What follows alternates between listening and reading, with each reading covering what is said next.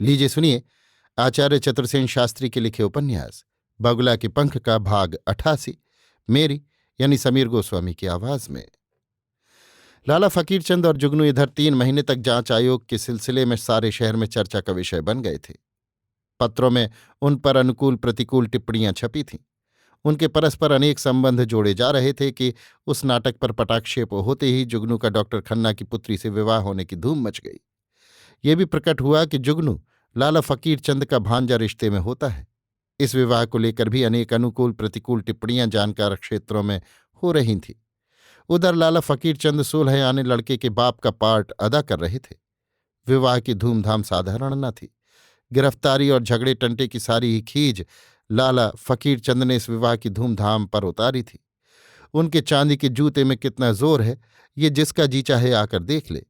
लाला फकीरचंद अब खुले खजाने डंकी की चोट यही कह रहे थे। बारात बड़े ठाठ से चांदनी चौक में चढ़त होकर निकली। चढ़त में सरकारी बैंड, 5 हाथी, अनगिनत मोटरों का तांता लगा था। लगभग सभी मिनिस्टर, एमपी और प्रतिष्ठित जन इस मिनिस्टर के विवाहोत्सव में सम्मिलित थे और जुलूस के साथ थे। डॉक्टर खन्ना की कोठी बिजली के प्रकाश से जगमग हो रही थी। बैंड बज रहा था, शहनाई आलाप ले रही थी। नगर के सभी गण्यमान्य स्त्री पुरुष उनकी कोठी पर सुशोभित थे। डॉक्टर खन्ना सपत्नीक हंस हंसकर नम्रतापूर्वक आगंतुकों का स्वागत कर रहे थे। बारात खन्ना साहब के द्वार पर पहुंची। जुगनू कम खाप की शेरवानी डाटे फूलों से सुसज्जित मोटर में दूल्हा बना बैठा था। उसके सामने नवाब लखनवी दुपल्ली टोपी और चिकन का कुर्ता पहने बैठा था। लाला फकीरचंद बारात के कभी आगे कभी पीछे बंदोबस्त करते फिर रहे थे। लोग खा पी रहे थे, गपशप कर रहे थे। वर के द्वाराचार के लिए तैयारियां हो रही थी कि अकस्मात ही एक ऊंची आवाज उठी, भैया। किसी ने सुनी, किसी ने नहीं सुनी। सड़क के एक किनारे 2-3 भंगी टोकरा लिए बैठे जूठन एकत्र कर रहे थे। उन्हीं में से एक तरुण ने जुगनू को ये शब्द कहे। जुगनू ने शब्द सुने और उसका खून ठंडा हो गया। नवाब ने भी सुना। उस तरुण की ओर आंख उठाकर देखा और फिर जुगनू के चेहरे को देखा तो जुगनू के चेहरे पर एक बूंद भी रक्त न था। और भी कुछ आदमियों ने सुना, परंतु किसी ने कुछ समझा, कुछ नहीं समझा। परशुराम देव दुर्विपाक से वहीं खड़ा था। वो तरुण दोबारा पुकारने ही वाला था। संभवतः वो मोटर की ओर आने का भी उपक्रम कर रहा था कि परशुराम ने उसे डांट दिया और उसे अपने साथ एकांत स्थान पर ले गया। वहां जाकर उसने उससे बात की। परशुराम ने कहा, तू कौन है? मैं आपका मेहतर हूं। कहाँ का रहने वाला है? मुरादाबाद से लेकर रहने वाला हूं। यहां मेरी ससुराल है। ये घर मेरी ससुराल वालों का है। उनके साथ मैं भी आया हूं। हम खाना लेने आए हैं। तेरा नाम क्या है? मेरा नाम घसीटा है। तूने किसे पुकारा? जुगनू भैया को। जुगनू कौन है?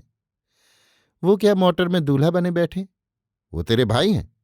नहीं तो क्या, मेरे जुगनू भैया हैं। तूने उन्हें कितने दिनों में देखा है? बहुत दिन में। वे घर से लड़ाई करके परदेश चले गए थे। तब से उनका कोई पता ही न लगा, न चिट्ठी पत्री आई। आज अचानक दिख पड़े। तूने ठीक पहचान लिया? वाह साहब, ये मेरे बड़े भैया हैं। क्या सगे भाई हैं? जी, माजाए भाई हैं। तू मेरे साथ आ। परशुराम उसे अपनी कोठरी में ले गए। उन्होंने उसे भीतर धकेलकर कोठरी में बाहर से ताला लगा दिया। ताला लगाते हुए कहा, चुपचाप बैठना बदमाश, शोर किया तो जूते पड़ेंगे। सरकार, मेरा कसूर तो बताइए। कहता हूं चुप बैठ, तुझे इनाम मिलेगा। कोठरी में ताला लगाकर परशुराम तेजी से डॉक्टर खन्ना को खोजने लगा। स्त्रियां द्वाराचार की तैयारियां कर रही थीं। बाजों, शहनाइयों और आदमियों का शोर बहुत हो रहा था। जुगनू पत्थर की मूरत बना मोटर में बैठा था। उसे ऐसा प्रतीत हो रहा था कि जैसे अभी अभी उसका भाई आकर उससे लिपट जाएगा। उसका मन हो रहा था कि कूद पड़े, आत्मघात कर ले या कहीं भाग जाए। डॉक्टर खन्ना का हाथ पकड़कर परशुराम एक ओर ले गया। उसने कहा, जरा स्त्रियों से कह दीजिए द्वाराचार की रस्म रोक दें।